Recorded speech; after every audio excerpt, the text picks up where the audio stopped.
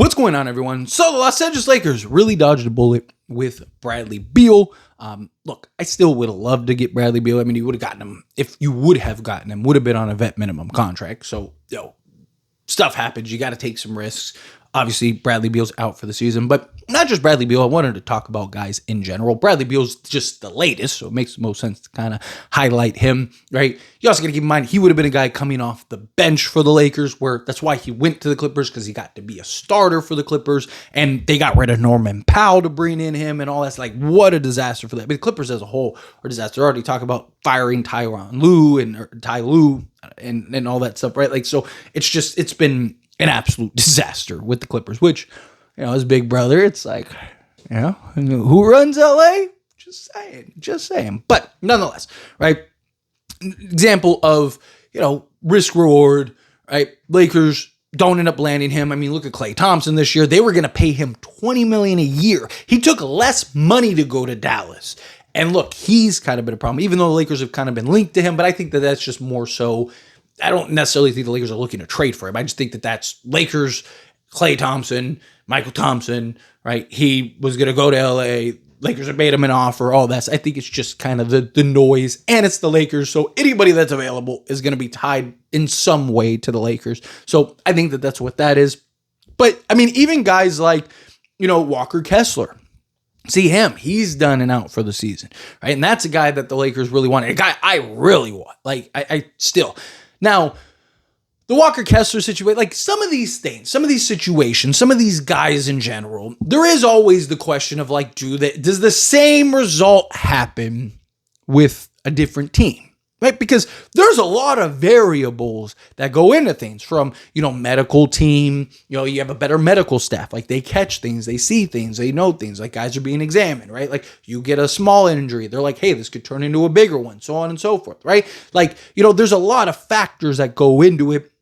On-court play, your role, your production, like what are you doing? You're playing a bigger role, which means you get more wear and tear, where if you're on a team like the Lakers, maybe you're not playing as much of a role. Maybe you're not asked to do some of the things that you do. So there's a lot of things that kind of go into, these various injuries and stuff like that. Yes, there is a likelihood, and maybe even more of a likelihood, that some of these guys still, Walker Kessler still ends up getting hurt and being out for the season. But it's also possible, again, he plays on the Lakers. He's not asked to do as much. He's just kind of there to be that defensive anchor and be a lob threat. He doesn't have to, defend as much out on the perimeter. He doesn't have to, do as much offensively or bane as much on the interior because they're not dumping the ball down to him as much and all that stuff, right? There's a lot of factors to go into that. Bradley Beal, if he's coming off the bench, maybe he's not playing as many minutes or, as big of a role. So therefore he doesn't have as much wear and tear on a guy. And the Lakers would have the knowledge of like, hey, this guy hasn't been a model of health the last few years. So let's be precautious on certain things. Let's make sure we're keeping him,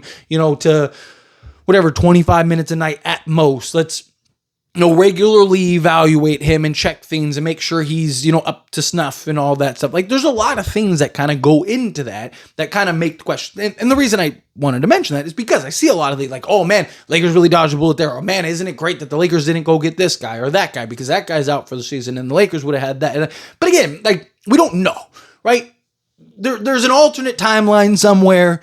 If you need Doctor Strange to just look at all the different timelines and stuff and see like what is each course, with these guys with the Lakers. But I do think it's worth highlighting and mentioning at least that like, hey, just because a guy got hurt somewhere doesn't mean that he necessarily would have gotten hurt with the Lakers. It doesn't mean that he wouldn't have. It just, again, there's factors, right? Lakers have completely revamped their medical team. You've also seen the Lakers this season be a lot more cautious with players than, other teams have in previous years. I mean, there's reports that came out, with Anthony Davis and Nico Harrison, right? That Nico Harrison was trying to push Anthony Davis to play through the calf strain, and the Dallas Mavericks medical team went, no, timeout, absolutely not, right? Like, because he could tear his Achilles, and especially after we saw last season with Jason Tatum and Tyrese Halliburton, Damian Lillard, all these guys tearing their Achilles due to calf injuries, right? So you would think Nico Harrison would be like, especially you're trying to save it. Like, I get he's trying to push himself to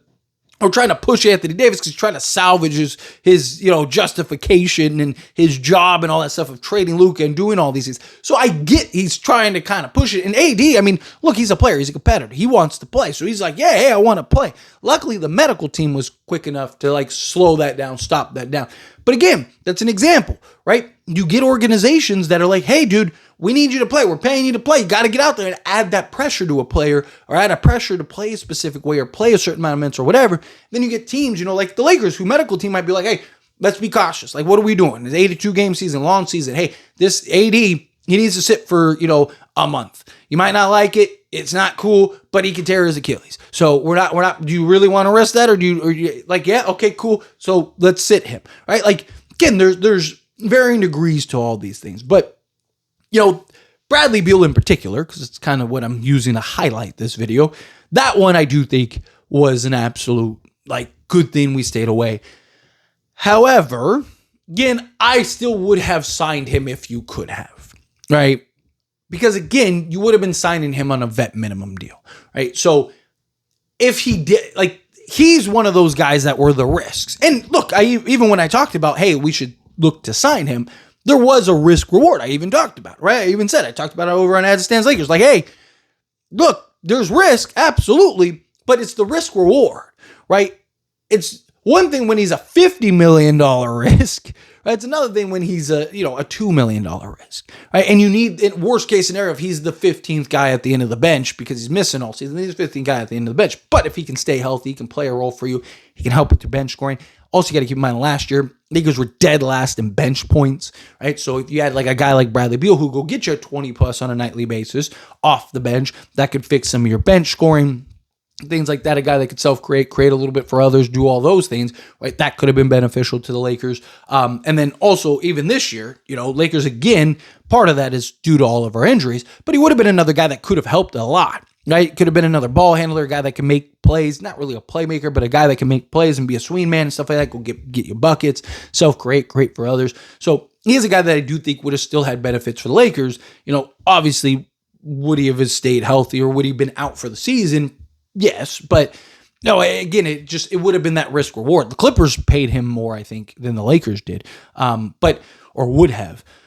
But again, it's things like that I think are kind of, it's always fascinating to look back in hindsight and go even things if even trades, right? If you do the DeJounte Murray trade, yes, at that time you do it, made sense. We needed it, right? You don't know the future, but in hindsight, looking back, it's like, oh, good thing we didn't do the DeJounte Murray trade because we got Luka. Maybe we don't get Luka if we do the DeJounte Murray trade. Now, granted, DeJounte Murray might have been in that trade, but you get the point. You see that. Or maybe Lakers are exploring DeJounte trades or whatever, right? So it's always interesting to kind of, have the hindsight look. You can only assess and base things in the moment. Like I said, you don't know what tomorrow will bring.